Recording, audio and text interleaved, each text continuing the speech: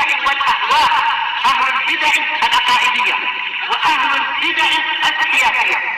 نقول بيننا وبينكم السلف، بيننا وبينكم الكتب، كان فيقول البدع بيننا وبينكم. Bismillahirrahmanirrahim. Alhamdulillahi rabbil alamin. Asyhadu an la ilaha illallah wahdahu la syarikalah wa asyhadu anna Muhammadan abduhu wa rasuluh.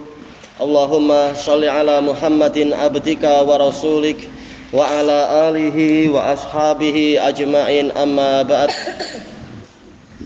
Masuk ke bab yang ke-14. Qal babu ismati damil muslim illa bihaqqih. Bab terpeliharanya, terlindunginya darah seorang muslim kecuali dengan haknya.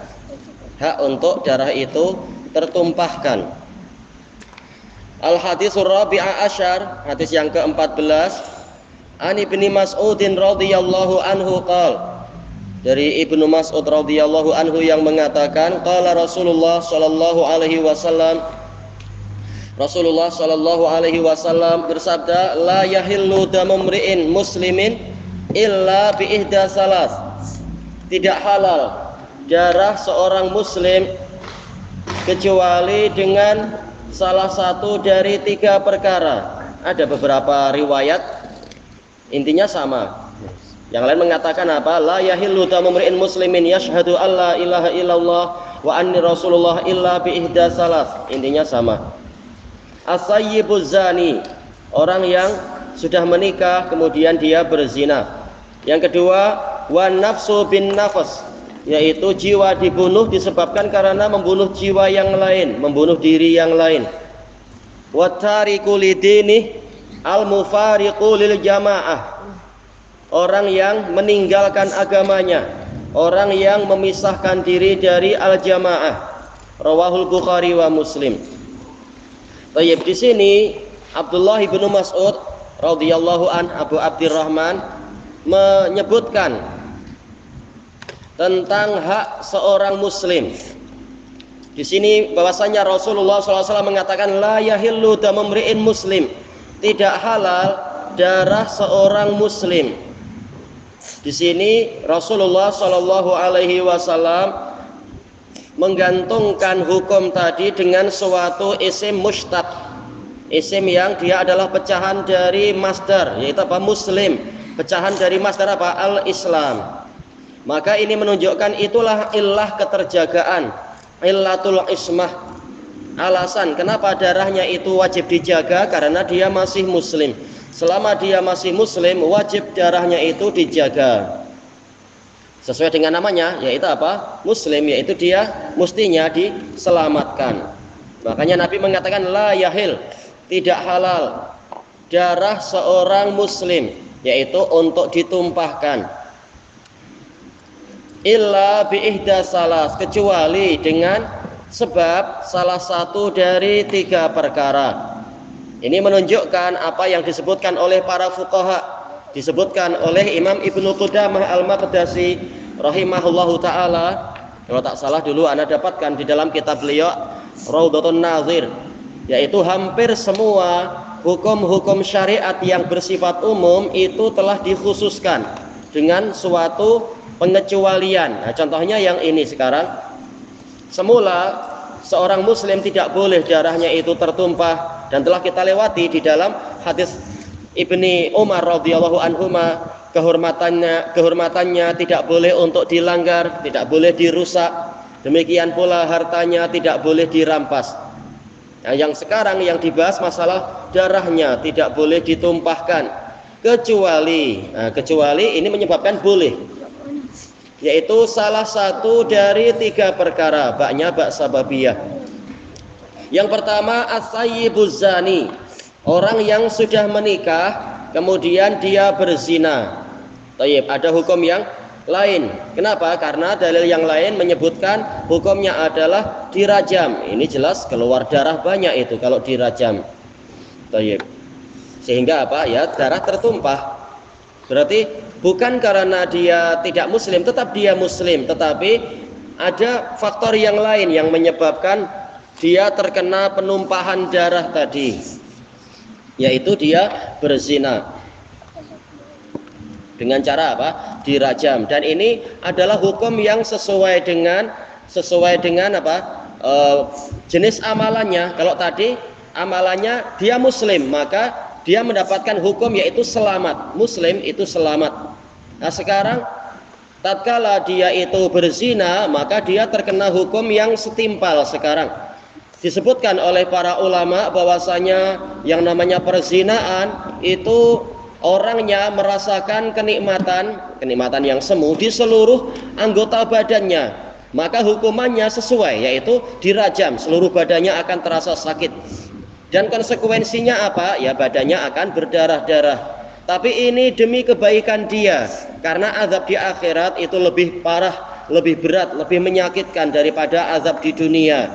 Maka azab di dunia ini sebagai penyucian untuk dia, agar dosanya sudah bersih, kemudian nanti dia menghadap Allah dalam keadaan sudah suci dari dosa. Jadi dengan sebab suatu hikmah, maka hukum itu dibatasi. Dan ini banyak contoh-contoh di dalam Al-Quran dan di dalam hadis. Suatu hikmah dibatasi oleh hikmah yang lain, suatu hukum dibatasi oleh hukum yang lain. Dan Allah meletakkan segalanya tepat pada tempatnya. Maka kita wajib untuk menerima hukum tadi dengan kelapangan dada, dengan ketundukan, dengan kepatuhan. Karena apa? Allah mengatakan wallahu ya'lamu wa antum la ta'lamun. Allah yang mengetahui sedangkan kalian tidak mengetahui. Maka dari sini terbatalkanlah ucapan orang-orang kafir dan orang-orang yang ditipu oleh mereka dengan apa yang dinamakan sebagai hak asasi manusia.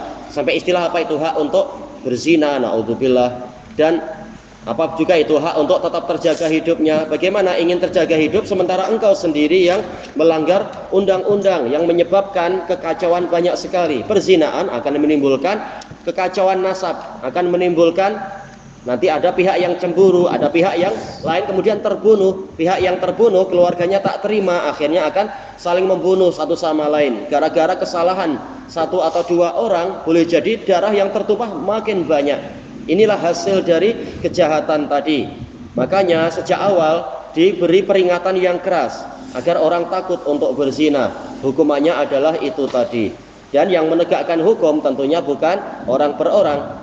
Telah dinukilkan ijma' oleh Al-Imam Al-Qurtubi rahimahullah di dalam kitab beliau Al-Jami' li Ahkamil Quran, yang berhak menegakkan hukum had seperti ini, hukum fisikal ini adalah pemerintah. Bukan masing-masing dari kita merajam sendiri-sendiri, bukan. Tayyib.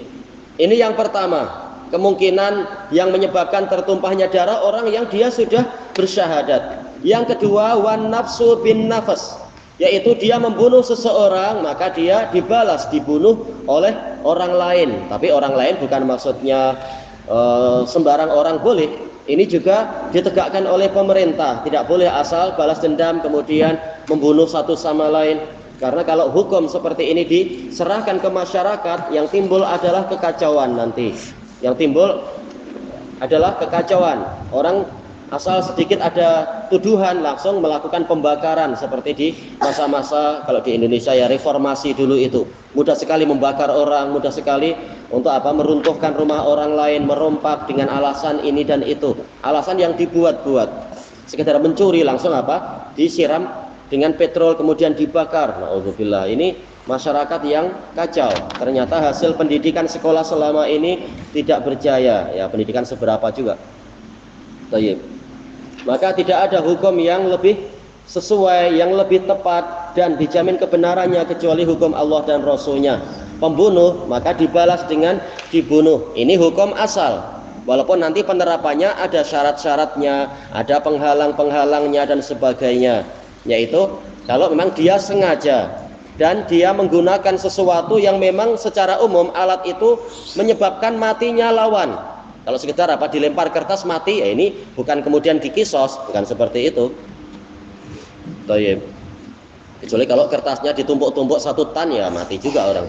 Tapi ada hukum yang sifatnya umum ini telah diperinci dengan syarat-syaratnya, dengan penghalang-penghalangnya dan sebagainya.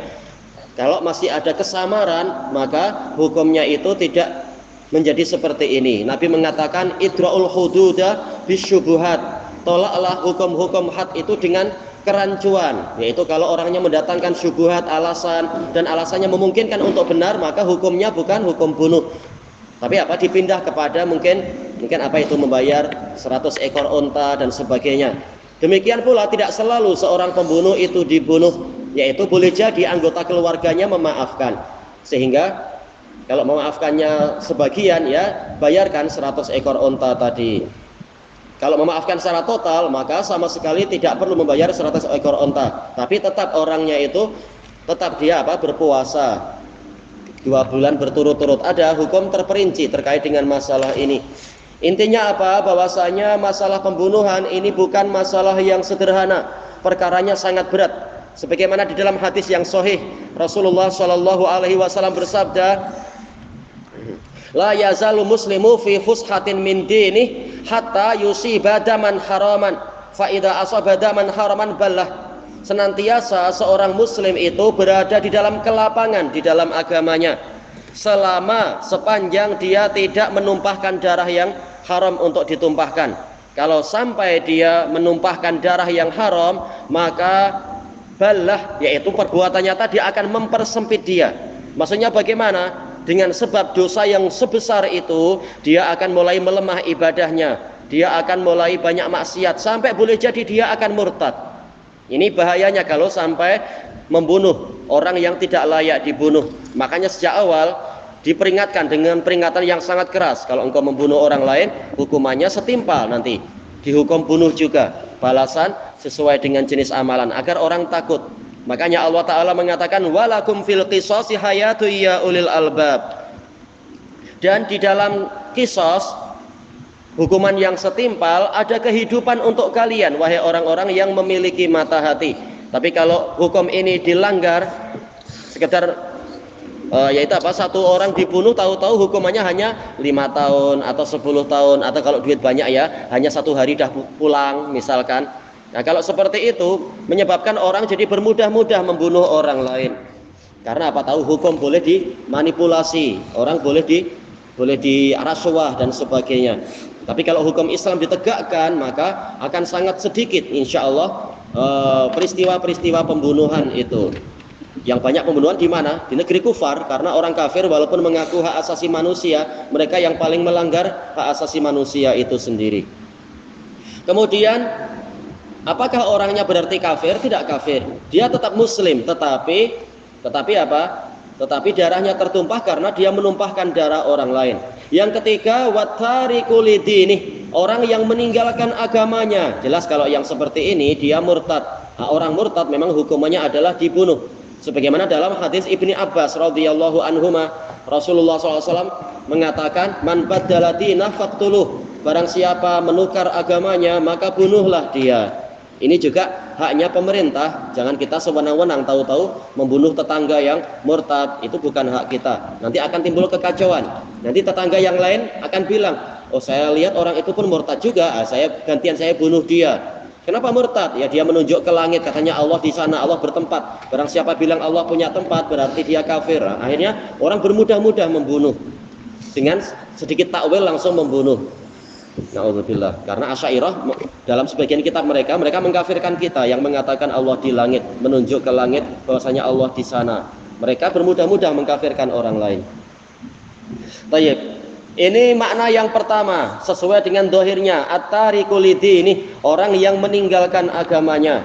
Dan telah dijelaskan oleh Syekhul Islam Ibnu Taimiyah di dalam Majmu'ul Fatawa dan juga sebelum beliau, yaitu Imam Ibnu Qudamah Al-Maqdisi dalam Al-Mughni, bahwasanya orang kafir murtad itu lebih berbahaya dan lebih parah kejahatannya daripada kafir asli. Kafir asli yaitu yang dia tak pernah masuk Islam. Baik, perhatikan darasnya, perhatikan. Baik, dia tak pernah masuk Islam, maka ya tidak jadi masalah kalaupun dia masih di dalam kekafirannya, nanti ada hukum dari Allah Ta'ala untuk dia. Tetapi yang menjadi permasalahan adalah orang yang sudah di dalam Islam kemudian dia murtad. Ini akan memperlemah semangat orang lain untuk setia di dalam Islam. Boleh jadi dia akan berpikir, oh si fulan tahu-tahu keluar, barangkali dia sudah tahu aibnya agama ini, oh saya akan ikut keluar saja misalkan. Nah, ini berbahaya, menimbulkan semangat menjadi lemah di dalam memegang Islam. Atau dari sisi yang lain kata para fuqaha, orang yang ingin masuk Islam jadi ragu-ragu. Oh, orang yang masuk Islam tahu-tahu sudah keluar. Untuk apa saya masuk? Akhirnya ini membuat orang jadi lari dari agama Allah. Maka dosanya lebih besar. Maka hukumannya adalah yaitu dia dibunuh tanpa membayar jizyah, tanpa membayar ufti. Yang murtad setelah dinasehati tidak mau kembali, maka hukumannya adalah dia dibunuh. Kemudian di sini Rasulullah menjelaskan al-mufariqu lil jamaah, yang memisahkan diri dari al-jamaah. Terjadi perselisihan panjang di kalangan ulama tentang pembahasan ini. Apakah berarti orang yang murtad itu memisahkan diri dari al-jamaah? Betul. Tentunya karena Nabi telah menjelaskan itu, memisahkan diri dari jamaah kaum muslimin. Sekarang apabila dibalik, orang yang memisahkan diri dari jamaah muslimin apakah pasti murtad? Maka terjadi khilaf yang panjang. Kalau memang yang dimaksudkan memisahkan diri dari jamaah muslimin adalah tidak mau lagi untuk beragama Islam, ya memang dia murtad. Tapi kalau yang dimaksudkan adalah dia itu keluar dari ketaatan pada penguasa, dia memberontak, maka dia dikatakan tetap dia itu muslim, tetapi darahnya tertumpah karena hadis yang lain. Yaitu apa? Hadis terhadap yang terkait dengan pemberontakan, lebih dari 18 hadis itu. Tayyib. Tidak dikatakan kafir, tetapi dia dikatakan apa? Membuat kekacauan sehingga dia layak dihukum mati oleh pemerintah kalau dia tidak bertaubat. Tayyib. Tapi hadis ini tidak boleh untuk menjadi dalil bagi beberapa puak-puak itu, kelompok-kelompok Khawarij mengatakan orang ini sudah berbaiat ke pemimpin kami, setelah itu dia keluar dari baiat, berarti dia terkena hadis ini dan dia wajib dibunuh. Tidak demikian, karena jamaah yang terpandang bukanlah jamaah yang dibuat oleh kelompok-kelompok Khawarij itu. Jamaah yang terpandang adalah mawafaqal haqqa wa in kunta wahdak, yaitu yang sesuai dengan kebenaran walaupun engkau bersendirian. Termasuk dari kebenaran adalah yaitu tidak melakukan pemberontakan, penggulingan kepada pemerintah yang berkuasa, pemerintah muslimin. Baik. Nah, ini termasuk dari al-jamaah. Adapun sekedar puak-puak Khawarij, mereka bukan jamaah, mereka sekedar firqah yang menimbulkan furqah, pecahan yang menimbulkan perpecahan. Baik. Apakah hadis ini sebagai pembatas bahwasanya yang menyebabkan orang darahnya tertumpah itu hanya 3? Tentunya tidak demikian. Hadis ini memberikan pembatasan, tetapi pembatasannya tidak mutlak karena dia masih diikat dengan dalil-dalil yang lain. Dalil-dalil yang lain menunjukkan bahwasanya para perompak boleh darahnya itu tertumpah. Innama jazaa'ul ladzina yuharibuna Allaha wa rasulahu wa yas'auna fil ardi fasada ay yuqattalu aw yusallabu aw tuqatta'a aydiyahum wa arjulahum min khilaf. Hanyalah balasan aydihim wa arjuluhum min khilaf. Hanyalah balasan untuk orang-orang yang memerangi Allah dan Rasulnya dan membuat kekacauan, membuat kerusakan di bumi adalah mereka itu dibunuh, atau mereka itu disalib, atau mereka itu diusir. Au yungfau minal ard, diusir dari muka bumi, atau disalib dengan apa? Dipotong kaki dan tangannya itu bersilangan. Ini menunjukkan bahwasanya ada juga kelompok yang lain yang menyebabkan darahnya itu boleh ditumpahkan, yaitu para perompak yang di jalan-jalan itu, atau perompak yang di tengah lautan, yaitu lanun itu. Itu boleh darahnya ditumpahkan, bukan karena dia kafir, tapi karena dia membuat kekacauan di muka bumi, menumpahkan darah muslimin yang lain barangkali, atau membuat kekacauan, menyebabkan apa? Ekonomi jadi kacau karena ya namanya perompakan dan seterusnya. Maka boleh untuk darahnya itu ditumpahkan. Demikian pula pencurian yang mencapai rubuk dinar, 1/4 dinar. Kalau 1 dinar sekarang adalah kurang lebih 1.000 ringgit, berarti 1/4-nya berapa? 250-an mungkin ya, ringgit. Nah, kalau sudah mencapai angka itu, tangannya boleh dipotong. Ya jelas darah tertumpah. Tidak sampai mati, tapi darahnya tertumpah. Baik. Intinya sesuai dengan kadarnya. Ilahuna wallahu a'lam. Walhamdulillahi rabbil alamin.